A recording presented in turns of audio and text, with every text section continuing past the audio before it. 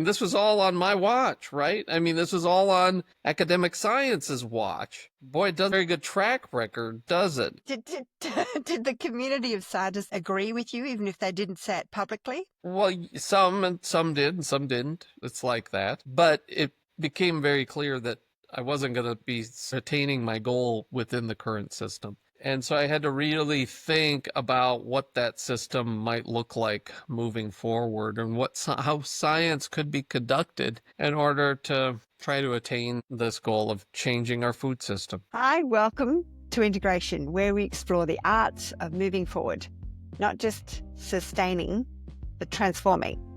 The great ones among us don't see setbacks, only the landscape of possibility before them.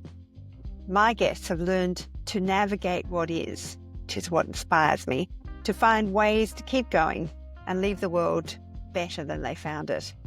When the storm comes, they don't just endure, they lean into it.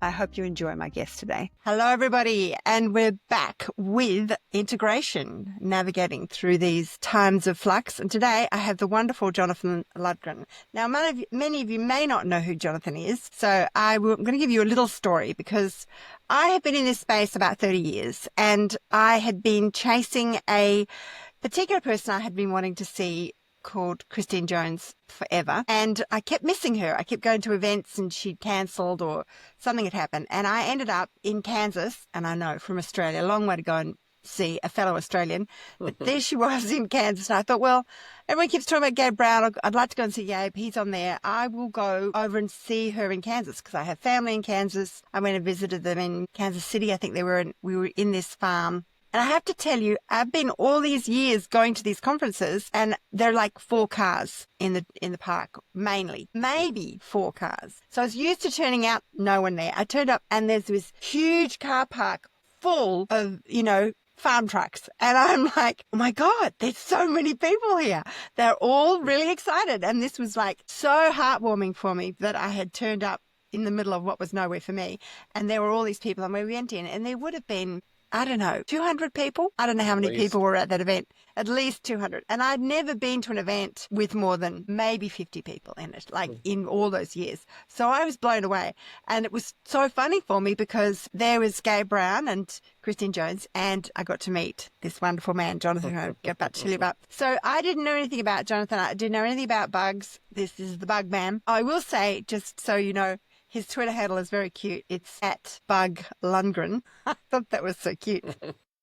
Anyway, that was on the side. So I'm standing there, and they did this little thing at the beginning, which I recorded, even though they told me I wasn't allowed to use it. And I recorded all these stories by the farmers talking about their successes through actually applying regenerative agriculture. And on the other side of it was another fellow Australian all the way from the other side of the planet who was also there. So I was having all these wonderful moments, and Gabe did a wonderful presentation. I got to meet Christine. She did a great presentation. And then we went out and did a field day. And the field days I don't normally stick around for, but I went for this one. And Jonathan, with his wonderful enthusiasm, was showing us how to look at bugs. And, I'm probably like most city people. Bugs are things that bite you. And I would like to have them outside the house, not inside the house. I'm very pro them being outside the house. I do everything I can to encourage flowers and things to make bugs grow. And so I got to go in the first tranche with Jonathan, and he was out there with his wonderful enthusiasm, scooping out bugs in a net, which is what he does, and showing you how to read them and look at them and decipher them and recognize them and count them and see how this one does this and this one eats this and this means the health of the whole. And I became absolutely enraptured, and I have, without him knowing, followed him ever since. And that would be 2016. Welcome, Jonathan. That was a good workshop. Tell me a little bit about you. Oh, It was a good workshop. Well, geez, before or after 2016, I guess. Well, as a background, I think we should start with your background in academia, because you were pretty big in the academic space. And what were the critical things that made you realize this wasn't for you anymore, and how you went from being, a bigwig to being a maverick and an outcast through regenerative agricultural practices, effectively. Yeah, so I got my doctorate in Illinois, and then I got a job right out of grad school at the USDA Ag Research Service, which is the research arm of the USDA. And it was wonderful. I was able to pursue so many different questions and things like this, and I was doing everything right according to scientific standards, right? I was publishing papers, I was getting grants, and I was advising the US EPA, Environmental Food Safety Association for Europe, and yeah, things were going great. But then I started asking questions about risks posed by pesticides and by genetically modified crops. So here you And are, a bug guy. You've actually done your doctorate in bugs. So obviously you're going to question the stuff that's killing bugs. yeah, yeah, it seemed natural, and somebody needed to do that, right? We needed to make sure that what we needed to understand what these chemicals were doing to the environment, and so all of these beneficial insects that are out there helping us that we can't live without. I thought that would be a valid thing to measure, and it was. But we found that there was non-target effects and unintended consequences that would cost large agricultural corporations billions of dollars to correct if they even could. Things, yes, started to get rough. It was the USDA didn't, this wasn't their agenda, right? This wasn't in the program. It's also pretty compromising for them, isn't it? Because Yeah. they're meant to be supporting the farmer and supporting environment. The E is environment in EPA, Environmental Protection Agency, but they're funded by the corporations that are using chemicals. Well, the producing them. corporations that, sell those agrochemicals end up making contributions to various campaigns and politicians, and those politicians set the budget for the USDA. And so that's how it ends up getting manipulated. When they started to suppress the science, I finally had enough. And so I How long quit. did that take, Jonathan? How long did it take before you got to that A point? year or two, right around there. It went from, just having to submit all of my presentations for approval by 7 different administrators. And every time we'd publish on something, we would get extra scrutiny from the chain of command. And they wouldn't allow us to submit grants based on risk assessment, which was what I was charged with doing. And then, I was supposed to be quiet at that point, and my life would have been much simpler if I had just been quiet. And I thought that this was right. I thought that the taxpayers deserved to have this work done and have it communicated to them. And so I kept pushing it. And then things got nastier and nastier. They ended up abusing my staff and myself and causing a lot of.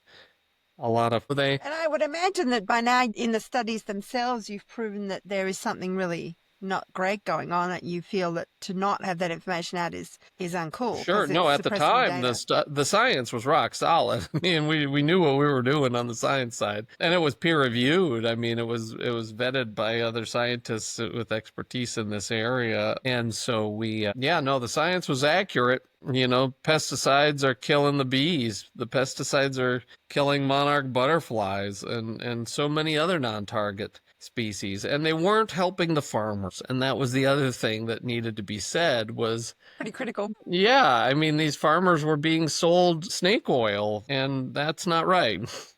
It's not right. I think the thing that intrigues me from a purely money point of view in all of this is I understand the pharmaceutical companies selling the pharmaceutical drugs, but some of those agricultural businesses are massive and they would be also losing money with those chemicals and the lack of production that the killing of the insects does. So that doesn't sort of sound like it adds up financially on their side.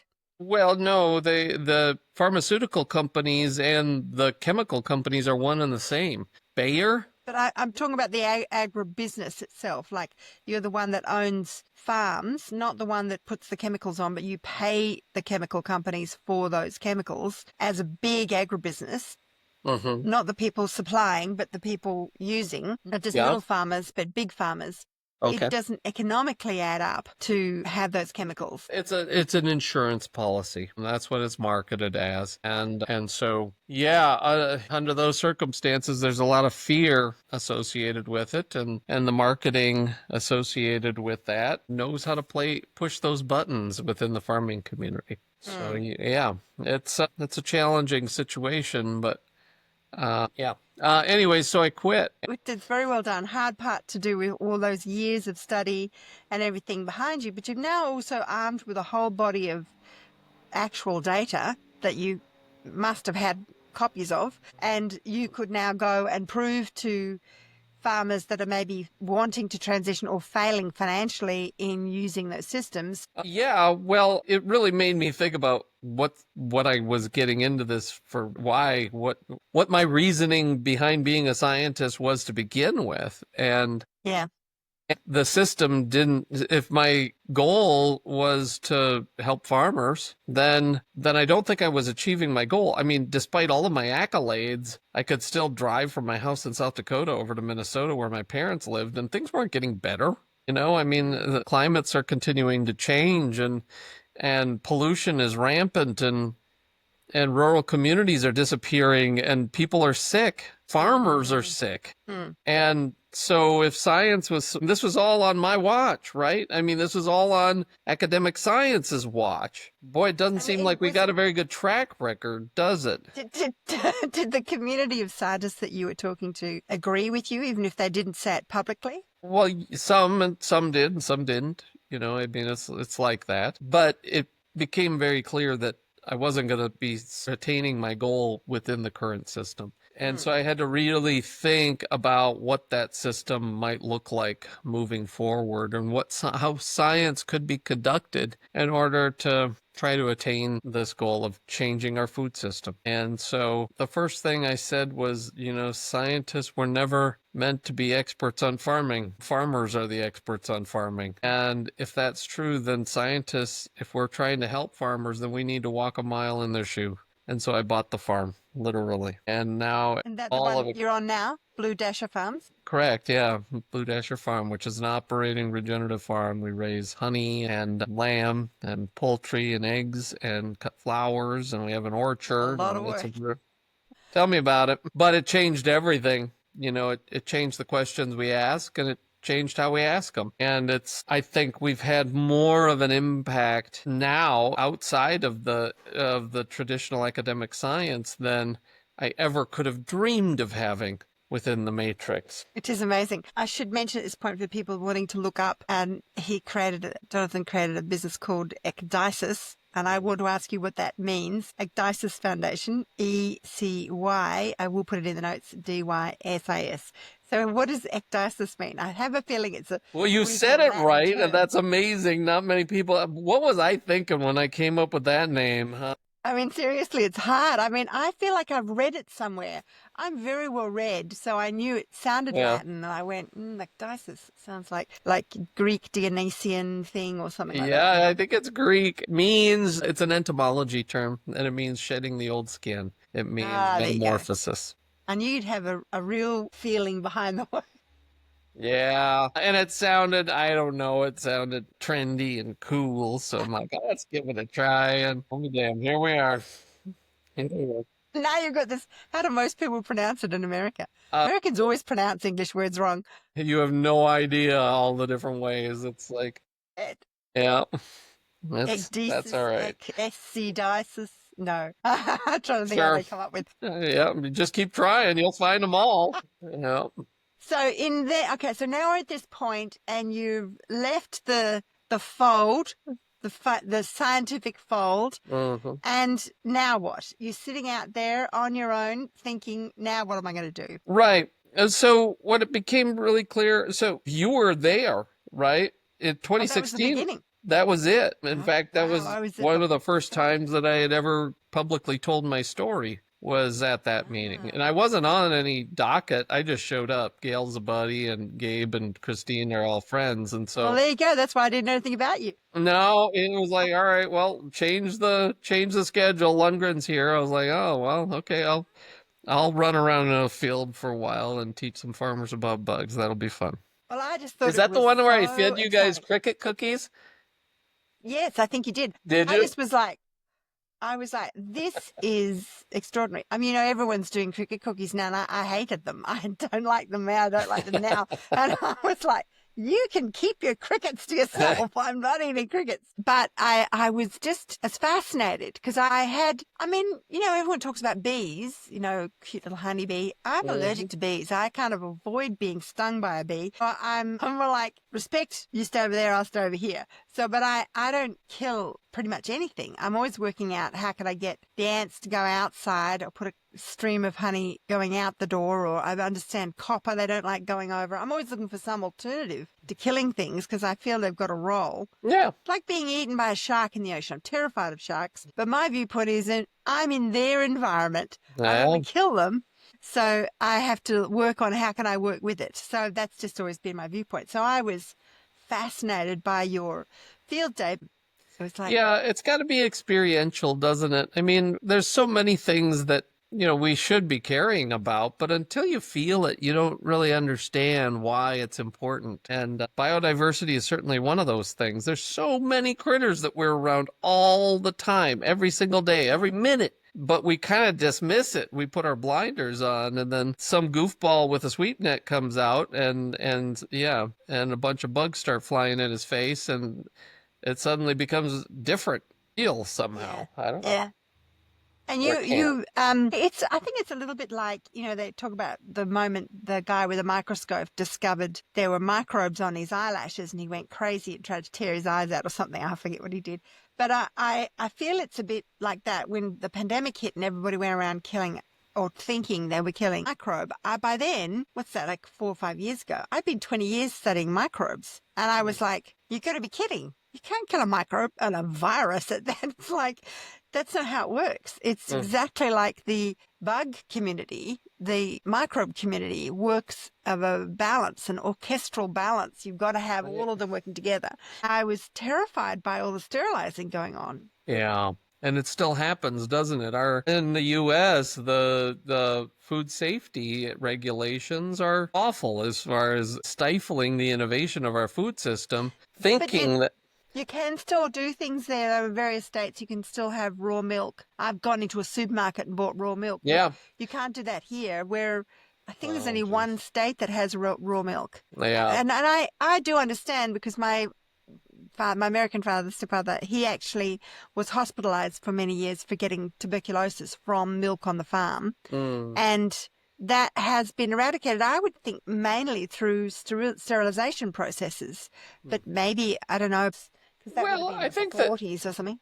I think there's benefits to raw milk, and I drink raw milk myself, but the milk is tested. I mean, it's not just some random person with a cow out there. I mean, there's certain safety checks that are still in place, but I think that the health benefits of drinking raw unpasteurized milk, I think that matters. And I was in Washington cherries, and we were sampling out there, and we could talk more about that, what would have brought me there. But I was talking with a farmer, a cherry producer, and I was like, have you tried integrating grazers into your orchard? And he's like, nobody does that, John. I'm like, why not? And he's like, well, the food safety regulations are so stringent. And then he told me a story. Once I had inspectors out here, and I was checking the ripeness of one of my cherries off of the tree. And so I picked one and I spit the pit on the ground, and they gave me 2 citations for that. And I was like, this is ridiculous, isn't it? Isn't it? Yeah. They need some biologists. I think that's really a big thing to talk about, actually, in what we're saying here, because even I wouldn't know what nutty things the farmers have to deal with. And when I go into any one particular tranche of farming, you get all these rules and regulations that are there to protect the consumer.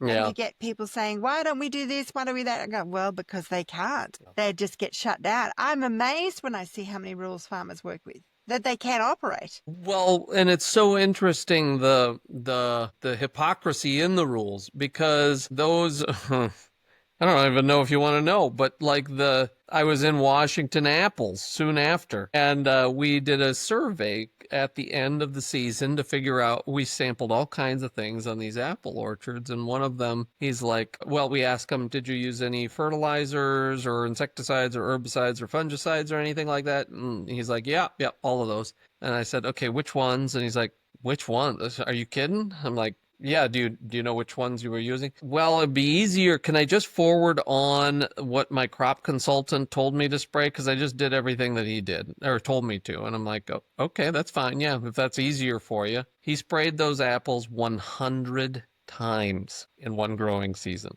And those are the ones that people eat in the grocery store. And that's supposed to be the safe thing, right?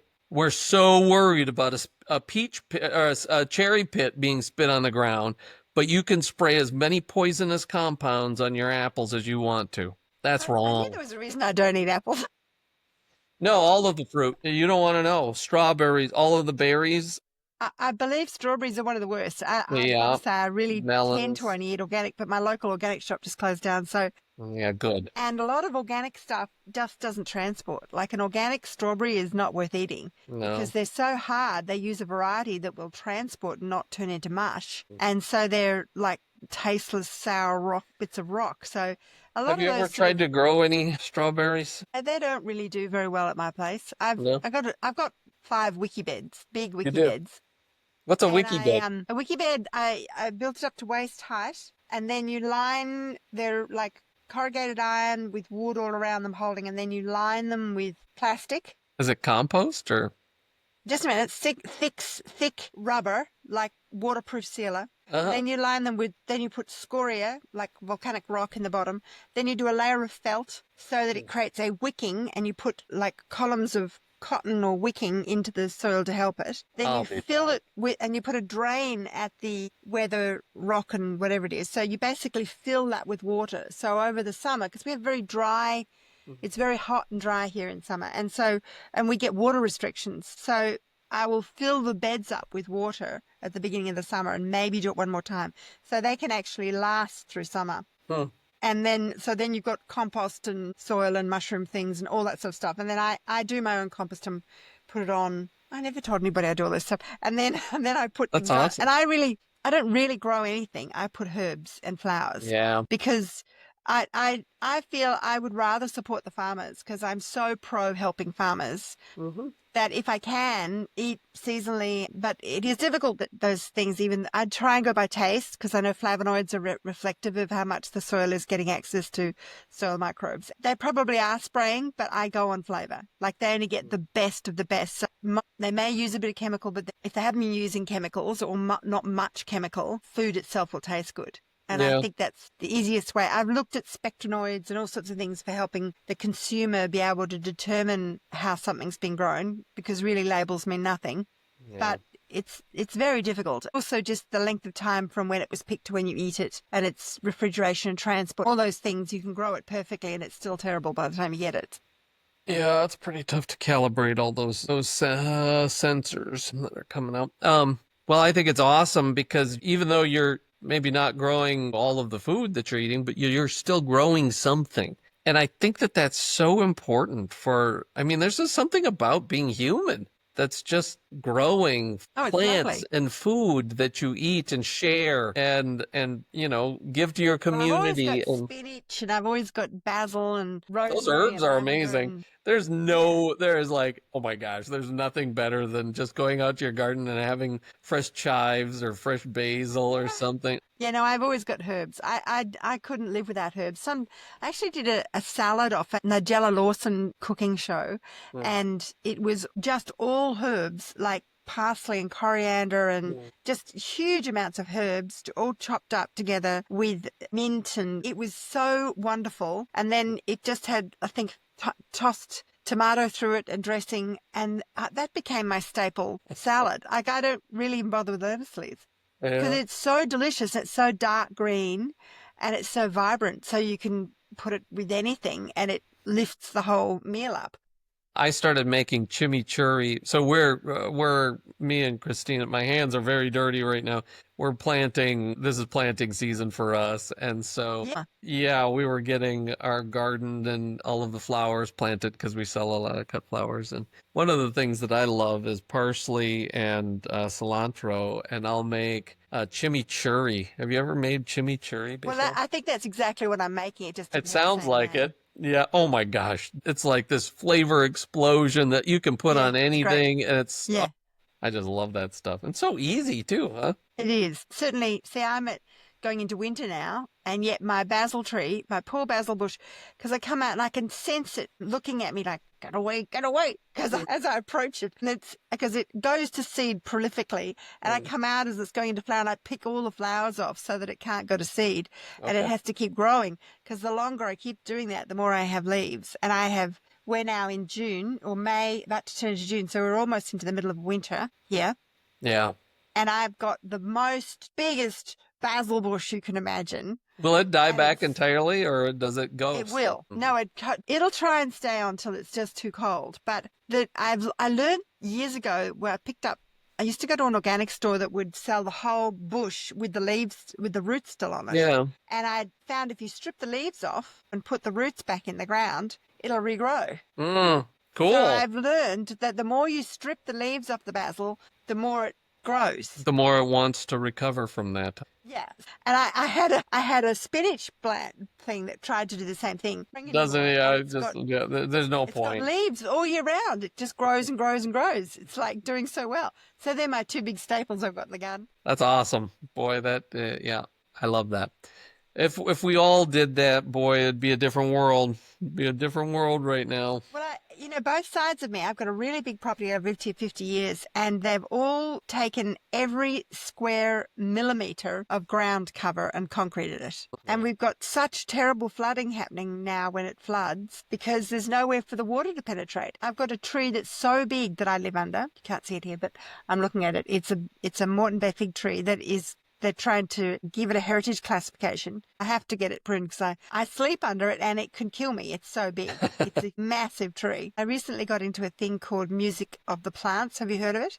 No. So it's a tool. It's fascinating. In Italy, they make them. And I've got it here.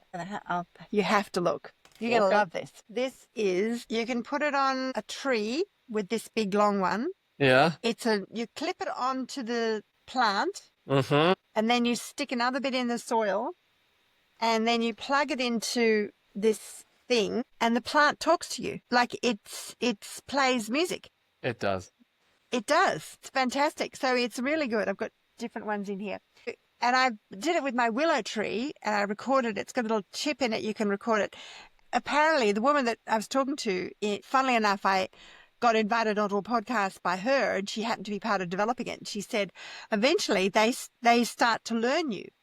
And some plants are unhappy with you and some are not. And they play different sounds. This one's called Music of the Plants, I think. There is a whole another, the more we learn, the more that we understand how little we know. Well, this is fascinating because you're realizing when people talk about plants being not sentient, they're very sentient. They remember pain. There's studies being done on this, electromagnetic field studies done on plants' memory and pain, sensory and all that sort of thing since the 1800s. I did come across the guy doing papers on it and all this sort of thing. But yeah, like there's so much that we need to learn. I've been following Paul Stamets since forever. So, I've never met him. We've always run in the same direction and feels like, boy, there should have been some point in our careers that we've run into one another, but we never have. No, you got to remember he does that whole psychedelic drug thing, which is a bit off-putting for people that are working or moving in the very sort of conservative circles. Yeah. And I think that's difficult. It's unfortunate because he's also doing extraordinary things with breakthroughs with medicinal plant knowledge in mushrooms and how the trees and plants communicate and the role of the mushrooms in terms of propagating. So I call them the network. I did a whole children's book, actually. I see my children's book here. Up on my bookshelves, you can see them. Oh, yeah. That bookshelf there. Uh-huh. That is a microbe story between the anaerobic and the aerobic microbes. And the child learns to sing and wakes up the microbes. And then she goes into this microbe becomes a magic microbe, sort of based on the Alice in Wonderland story. And it takes her into the forest where there's the mother Gaia of mushrooms. Because there's a mushroom I discovered that's a mycelium that is known to be, it's almost the size of a state. Like it's massive, this huge mycelium that has been discovered that is under the soil. It's one of the world's largest organisms, right? Something like that? Yeah. And ants so were one of those too at one time. I based it on that story by getting the plants to do things in front of them and wake them up to this consciousness of sound and music and wavelengths. So it's a bit of a story. Sounds like a good one. Getting back to your story, because you've gone through that journey of being attacked and being despondent and what am I going to do and how am I going to turn around with it? What were the key drivers for you in making you go, I'm on the right path, now what I do, and how you found the resilience to keep going financially as well? Because I'm sure it would have hit you financially to stop doing what you're doing and to buy a farm. So yeah, I mean, I was a scientist for, I don't know, damn near 15 years, something like that. That was really the job that I knew best. And so to quit and buy a farm, and I sold everything, right? And I put all of my chips onto the table. It was terribly risky. Brave, courageous, heroic. Yeah, there's other words for that. You know, was it the right thing to do? Yes. Would I do it again? Yes. But I hurt every single person that I care about with my decision. I hurt them in ways that I didn't intend to. But it wasn't just, it ended up being a very selfish decision in the sense that, you know, yeah, they didn't get a choice after that. And yeah, so I don't know if I feel like a hero. I don't know if I feel like a hero. I'm sure you don't feel like a hero because your immediate family and those that are closest to you are the most important people to you. But when you think of the greater thing, there are other dynamics in the universe, and the role that you play in drawing forward much larger communities of people than through immediate family is, let's just say, in the long run, they will see the value of what you did, and that is difficult right now. But it is still critical. What you're doing and did do is critical. So yes, in that sense, it was the right thing to do. And yeah, I mean, I believe in what it is that we did, because I think, you know, if we don't change human society, we're not going to make it much longer. And part of that is what we're doing to the environment with pesticides, but also with our agricultural system in general. And so, yeah. Have you traveled much around the world other than America? Because America is profoundly strong in this chemical area, but not all countries are. Boy, it's maybe better some places, but way worse others than what we are. I haven't done a lot of travel in the agricultural space. Yeah, I mean, you go to any developing countries or I don't know what the best word for that is anymore. Well, they say developing. But they don't have any regulations on pesticides. They're still using, you know, organochlorines like DDT and things like this. And oh wow. And yeah, it's awful what they're perpetrating on those communities. And so here I am. I just bought a farm. I lost my job. My family is yes, not the same anymore. And here we are. So what do I do, right? And I was angry because I was at the top of my game, right? I was a world leader in so many different ways, and now I took a different path. And now I had to ask a whole lot more questions than I had answers for. And that was very humbling and probably what I really needed. And regenerative agriculture was a thing. It was anecdotes. There were success stories here and there, but there was no science behind it, and it was all anecdote, and those anecdotes were easily dismissed. Nobody believed that Gabe Brown could grow that much soil. Christine Jones I mean, she's better respected in the U.S. than she is in Australia at this point, and Well, so she's it's respected in the regenerative community, very much good. so. But it's not. It's just that she couldn't make money there. Yeah, It's too small a community. Like I said, there was 4 cars. You had 50 or 200 or whatever it was. It's like yeah, you've got 326 million. We've got 26 million. yeah. And big space. We've got the space is the size of America. It's very, very difficult to get around here. The economics of scale are very much prevalent in financially affording it. She would have had just as much flack as she had positive, but the positive is profoundly in her favor. It's just it just Good. I'm isn't there to glad to hear support her that. financially. Yeah. Yeah, I'm really glad to hear that because she, yeah, even she says I mean, she's she not was always supported. right, but Yeah, she at was least supported through. deserves to be listened to. Yeah, definitely. And I mean, that's why I was all the way over in America was to see her. It wasn't to see Gay Brown. I mean, Not we've me. got a lot of, or you, I didn't even know you. And to be fair, I didn't. I mean, I understand, my networks say Gabe Brown's book, Dirt to Soil, is fantastic, but I also feel there are a number of incredibly good operators here that have been doing it a lot longer than Yeah. Gabe, Oh yeah, and no joke. they're just not as heard. So Australians are terrible at marketing, like America's so good at marketing. And I take my hat off to them because they're just really good at marketing. So, yeah, I think regenerative, I mean, the word of it really started to take off in our region. And Gabe and Jay Fuhrer and Gail Fuller and Dwayne Beck and a whole bunch of people started to kind of get this all going.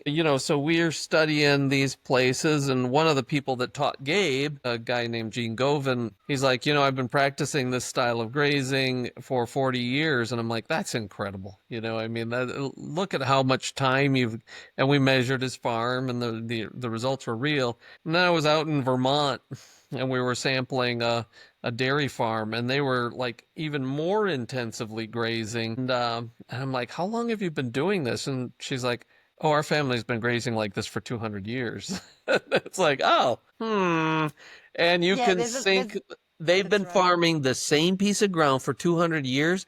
You can sink a soil probe all the way to the hilt in black soil. Yeah, You do yeah, not amazing. have to degrade your soils. No, Um, well, yeah, it's exciting, isn't it, when you see the potential? absolutely. And we're putting I numbers mean, behind it. Yeah. yeah, and So, that's why your role's so important because people, like even in that movie, the Roots So Deep movie, the thing that struck me the most in the movie was those guys that changed their mind when they saw the numbers. hmm, Like those scientists the farmers that wouldn't change, but when you mhm. came back with the results, then they listened to you. And I'm like, wow, we're so indoctrinated to listen to scientific numbers. Yeah. And so that's why I took my hat off to Peter for getting that funding together, for getting the movie made and getting that done in that way, putting the You know, scientific stuff behind it. but absolutely. So I'm a scientist and I totally get the numbers. And I'm going to continue to produce those numbers. The thing, so we've been doing something called the Thousand Farms Initiative where we Oh, visited, yes, I forgot to mention. yeah, like 1,300 farms across North America, 400 ranches. It's one of the biggest studies ever done. And I thought the numbers were going to be the most important part. And now I know it's got to be, yeah. Um, What are you trying we to say? It's going to be what? we'd drive out to northern Montana, the middle of nowhere. And Yeah. I'd meet a farmer who was trying to do things right on his ground. And he's like, my dad doesn't buy this, what I'm doing. And his dad ended up coming out to the field. And I went over and I shook his hand and I said, what your son is trying here is so special that I sent an entire team of 8 or 9 scientists to see your field. That moved the needle. That dad stood a little closer to his boy after that. I was out in Maine and we were sampling blueberries and we met an elderly couple that had been growing wild blueberries in northern Maine, and they had fought their entire lives against the swell of industrialization that would just cripple their communities. And they risked everything and they stuck their neck out there and they busted their ass. And they just wanted to know that somebody cares. They wanted to know that it wasn't going to just be forgotten. They're at the end of their lives, and they wanted to know that it was meant something. And in drives this caravan of old crappy minivans, and we spill out these enthusiastic scientists that think that this is the coolest farm that they've ever seen. And we put numbers behind what it is that they're doing there. And I didn't understand how important it was for these farmers who are doing so much, how important it was just to feel seen and heard. And that is a style of science I was not trained to do, but that's what we are doing now, and it's had so much more of an impact than I could have imagined. It's those relationships that really change things, isn't it? So your family that have been affected by your choices, do they see that? Do they see what you're doing is doing for other families? I hope so. I think so. My son works for us now. Yeah, so yeah, I mean, and so does yeah, I mean, Christina works, she's in charge of communication. I mean, this has become a family affair by every definition. Yeah, we're sticking it all out there, that's for sure. So how long has this been since this decision to leave scientific community and do what you're doing? 2016 when I saw you. That's when I left. And so that's 7 years now. 1,000 Farms began in 2022, and so we visited 1,300 farms, grown. We now have 35 on staff. We're informing global food policies at this point, and so it's so strange. I went from, being able to walk into Washington, D.C. and be able to open doors, right, and to completely being gone, like wiped off of the map, and I'm like, I was, I'm like dead on the ground, right? And I'm thinking to myself, and here I am, like talking right before the U.S. Department of Ag secretary or to world leaders on these topics, and I'm just like, man, whatever is out there is kind of just smiling and like thinking, no, there's some real crap going on. Who can we get up there and like put on the stage as just to, like get thumped around again? And Lundgren's corpse is laying down in the corner. Let's give him the paddles and get him back up there. And here I am again, kind of, I don't know, trying to do what's right. And we keep getting the voice in order to do that. So I'm going to putting you on stages again. The government is putting you on stages again? No. Yeah, somewhat, yes. But it's from a totally different angle than anything we could have imagined. So it's really strange. I don't know what you're doing at all. You have to tell me. This is mystery to me out here. I don't know what you're doing in a public forum.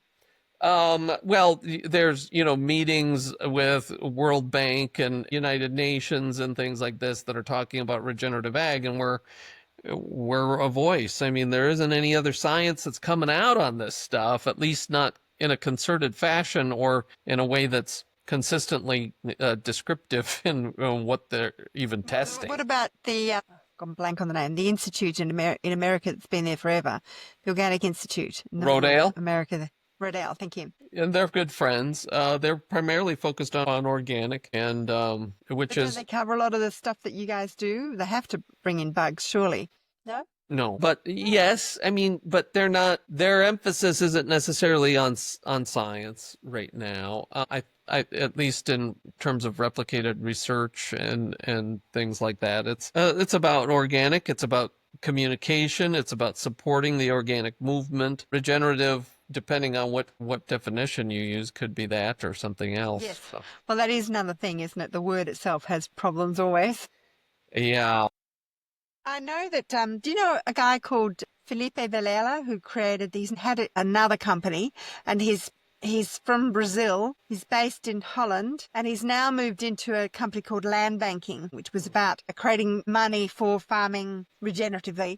But his role, I thought he was doing some pretty amazing science, and he was working in that crossover of trying to get corporations and corporate food lines like Nestle to fund the science. So they were doing things like, say they were in the middle of a forest that had already been cleared in the rainforest area. They were growing, say, coffee for Nestle, but they were working on how to make all the bugs be things that fed the forest and things that created balance, so they didn't have to use any chemicals. And they had really professionally made videos, and he was doing, he had a business where they were designing for the farmer a way for the farmer to move towards regenerative, because everyone's got different metrics where they're up to, how much money they have, what access they have to labour, etc., etc. So everything was being designed for that farmer on that specific farm. And I think he moved out of it because it was just too labour intensive to do thousands of small farms. Yeah. But I mean, you would be finding that, wouldn't you, how labour intensive it is to do small farms?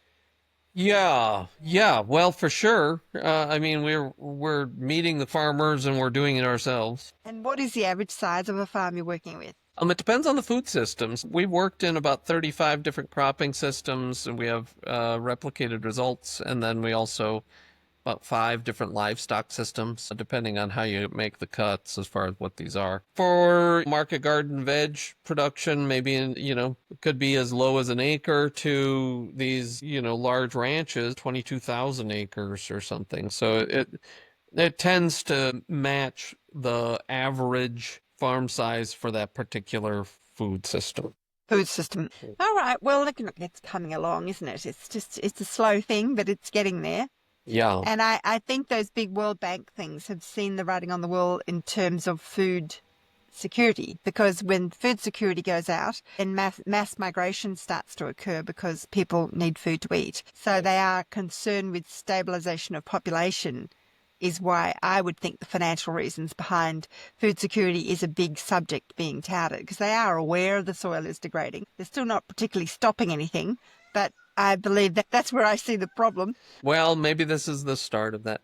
It's crazy how fast this regenerative concept has kind of gone into mainstream vernacular. And it's a little scary, to be honest with you. I have a feeling by the time we save our place on this planet using our food system, we aren't going to be calling it regenerative anymore. It'll have some other name. Yeah, well, I mean, really organic. It was Vandana Shiva and Andre Lou and a bunch of other guys that I know that were in New York, and when they formulated the word regenerative, and it was because organic had been taken over by the FDA and wasn't organic anymore. So, I mean, they're already saying that about regenerative, and the whole point about regenerative was it was meant to take away some of the need for all the rules and regulations so that more conventional people could move towards it. So that has problems. I mean, I meet farmers. I think it's why it's good for something like carbon credits to be in it, because, when I did the book, I did a tour. I was working with my business partner who goes out and does the soil cores and sends them off. But for the farms that were very like, oh, I've been doing it forever and I'm amazing, and then we've got the soil cores back, just some tests on them, and they really didn't have great soil cores because they might have been doing rotational like grazing, but they weren't maybe doing it as intensively as the land needed, or as much rest as the land needed, or as, introduction of other things to create more bugs, or, like there's always more that people can be doing, and everyone's piece of land is different, and people do seem to get prescriptive about things. They go, this is what I'm doing and this is what I'll keep doing. And you're like, well, you might need to think a little bit differently from it.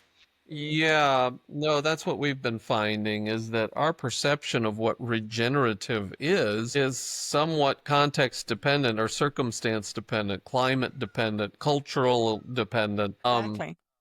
such that, to produce the outcomes of carbon capture and storage and biodiversity promotion and other equity and all of that good stuff, the actual practices are probably going to vary a little bit in order to maximize those benefits. And that's been an interesting part of this. This was particularly so for the rangelands. The croplands, I think that the same standards are there for croplands, but we're kind of tempering the impact of climate with irrigation and things like that. Whereas in rangelands, we don't always have that luxury. It tends to be more dependent on the... You might be interested in a farm that I've been following a long time in the north of Australia called Kachana Station, Kachana-station.com. And he came from South Africa. It would be at least 40 years ago now, maybe 50. And with his young family, and he established in what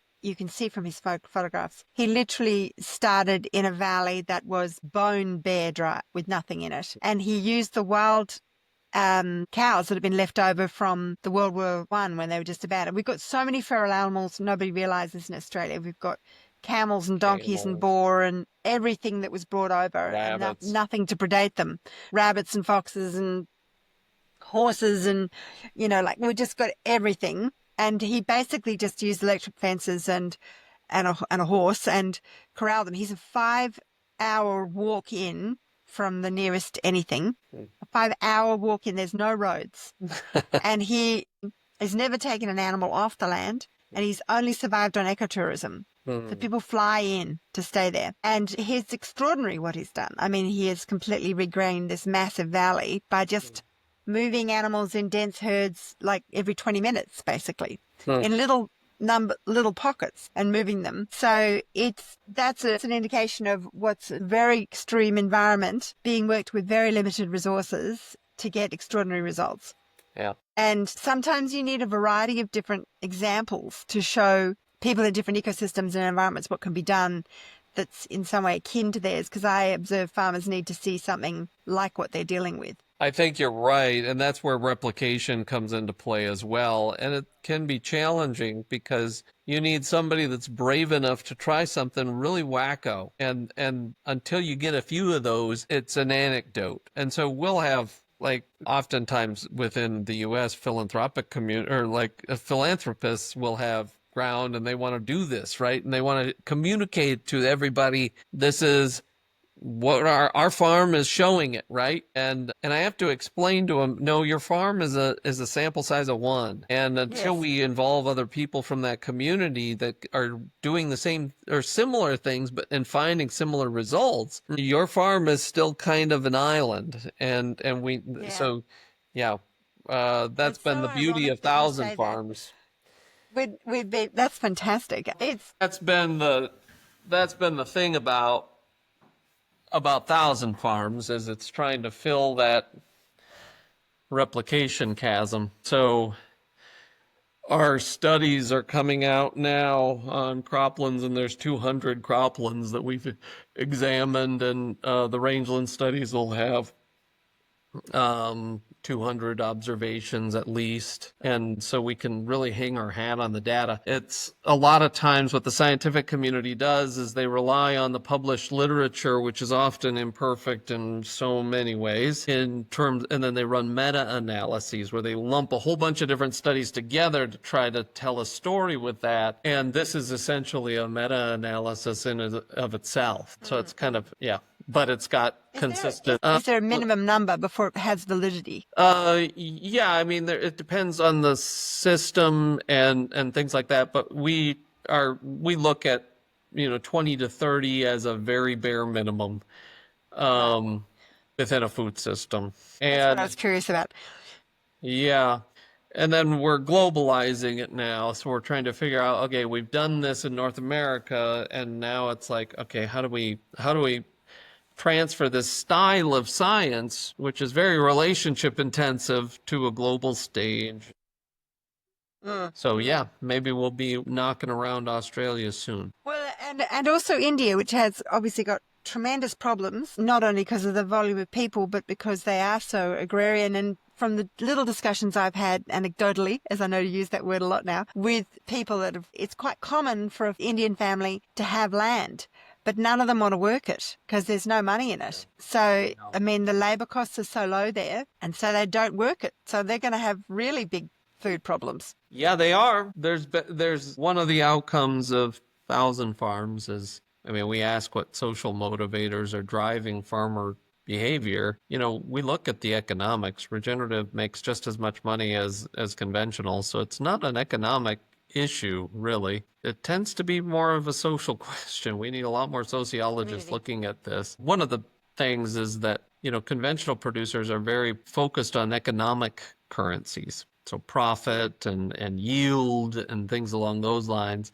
And that's not to say that regenerative farmers aren't, but what they are all disproportionately motivated by is environmental stewardship and soil health and the health and wellness of their families. Those are awfully good currencies that we don't really have, societally, we are not valuing those highly enough. Well, both Alan Williams, who was my last podcast. Oh, yeah. And who He's a good friend. Yeah, he's been to our farm.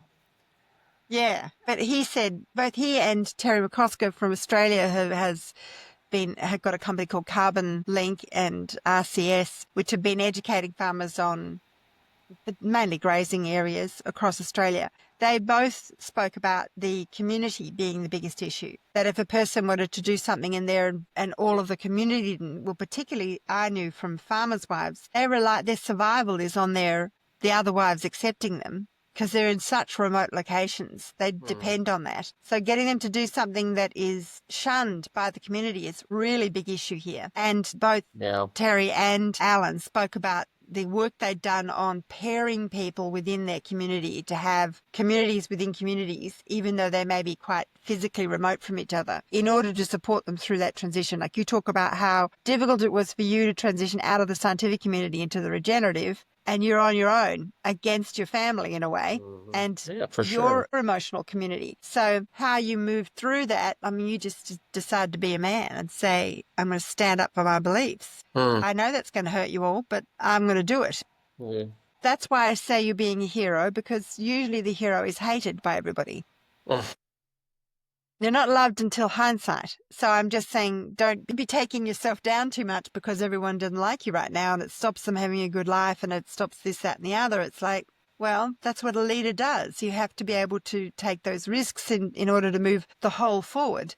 I mean, artists have the similar thing. They work outside the norm as well. It is something you just have to bear and be brave about. Yep. I think, doing things for the right reasons is a good thing. Yeah, we could use integrity matters, doesn't it? Anyway, I think you're doing great, Jonathan, and Thank you. Congratulations for getting this far, and that you are starting to get to a point where not only 1,000 but 1,300 farms are joining in the story, and that you will eventually come a way of, mutating that or expanding that into helping others across the line. I know that's what Alan was talking about with their work. They were working across the planet as well now with what they were doing.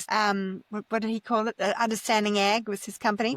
So I congratulate you on what you're doing, and it's wonderful you're continuing with the science, and I hope you do get to come out to Australia and work on different bugs and different science. I really think it's wonderful what you're doing in getting the farmer to bring you in under whatever paradigm you can bring them in. That's great. Yep, we're trying to move the needle. Thank you so much for giving us some time, and spread the word. Okay, lovely. Thank you very much, and till we talk again. Okay, take care. Bye.